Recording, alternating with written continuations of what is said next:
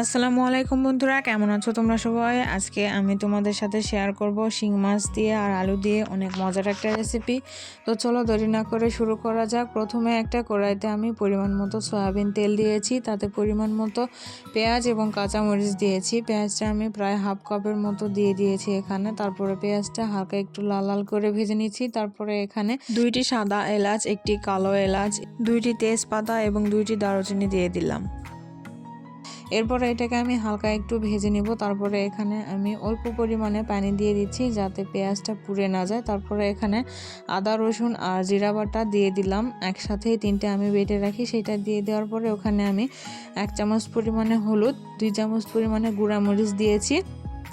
তারপরে পরিমাণ মতো লবণ দিয়েছি। এরপরে এগুলিকে আমি ভালোভাবে একটা সুন্না দিয়ে নেড়ে নিচ্ছি। তারপরে এখানে আমি দিয়ে দিচ্ছি ধনিয়া গুঁড়া। এটা দেওয়ার কথা আমার আগে মনে ছিল না, এই জন্য দিয়ে দিচ্ছি এখন। তারপরে এটাকে আবার ভালোভাবে নেড়েচেড়ে আমি এখানে প্রায় 1 কাপ পরিমাণ পানি দিয়েছি, দিয়ে আবার নেড়েচেড়ে এবার ঢাকনা দিয়ে আমি মশলাটাকে ভালোভাবে কষিয়ে নিব। আর এই তো দেখতেই পাচ্ছ শিং মাছ আমি অল্প পরিমাণে রান্না করব, সেই জন্য অল্প পরিমাণে নিয়ে নিয়েছি। তারপরে এই তো মশলা কষিয়ে নেওয়ার পরে আমি শিং মাছগুলো মশলার মধ্যে দিয়ে দিচ্ছি। তারপরে মাছের সাথে একটু হালকা একটু নেড়ে চেড়ে নিচ্ছি। তারপরে নেড়ে নেওয়া হয়ে গেলে আমি এখানে আলুগুলো সিদ্ধ করে খোসা ছুলে নিয়েছিলাম, সেই আলুগুলোকে এর মধ্যে দিয়ে দিয়েছি। আর আলুগুলো কিন্তু আমি একদমই ভেঙে ভেঙে দিইনি, শুধু হালকা চাপ দিয়ে রেখেছিলাম হাতের মধ্যে। তো সেইটাই আমি এখানে দিয়ে দিচ্ছি। দিয়ে দেওয়ার পরে মাছের সাথে এবং মশলার সাথে ভালোভাবে মিক্স করে নিচ্ছি। তারপরে এখানে আমি 2 কাপ পরিমাণ পানি দিয়ে আবার ভালোভাবে নেড়ে চেড়ে ঢাকনা দিয়ে ঢেকে দিয়ে এইটাকে বেশ কিছুক্ষণ ধরে কষিয়ে নিব।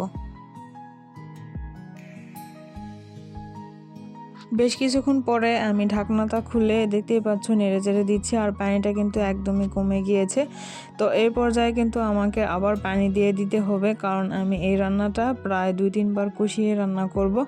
যে কোনো রান্নার স্বাদ কিন্তু কষানোর উপরেই বেশি নির্ভর করে। বেশ কিছুক্ষণ পরে ঢাকনাটা খুলে আমি আবার একটু পানি দিয়ে দিচ্ছি, কারণ এবার আর আমি কষাবো না। এবার বেশি করে পানি দিয়ে আমি একবারে যতটুকু ঝোল রেখে রান্না নামিয়ে নিব, ঠিক ততটুকু ঝোল রেখে আমি রান্নাটা শেষ করে দিব। তো এই তো দেখতেই পাচ্ছ আমার রান্নাটা কিন্তু হয়ে গিয়েছে। এই পর্যায়ে আমি এখানে জিরা আগে থেকে ভেজে গুঁড়ো করে রেখেছিলাম, সেগুলো উপর দিয়ে এখন ছিটিয়ে দিব। ঝোল এবং মাংসের রান্নাতে কিন্তু উপর দিয়ে হওয়ার শেষ পর্যায়ে জিরা ছিটিয়ে দিলে কিন্তু খেতে অনেক বেশি স্বাদ লাগে। তো এই জন্যই আমি দিয়ে দিচ্ছি, তোমরাও দিয়ে দিবা অবশ্যই, এতে করে কিন্তু স্বাদটা আর ফ্লেভারটা অনেক ভালো আসে। তো যাই হোক, আজকের ভিডিও এখানে শেষ করছি। সবাই ভালো থাকো, সুস্থ থাকো, আল্লাহ হাফেজ।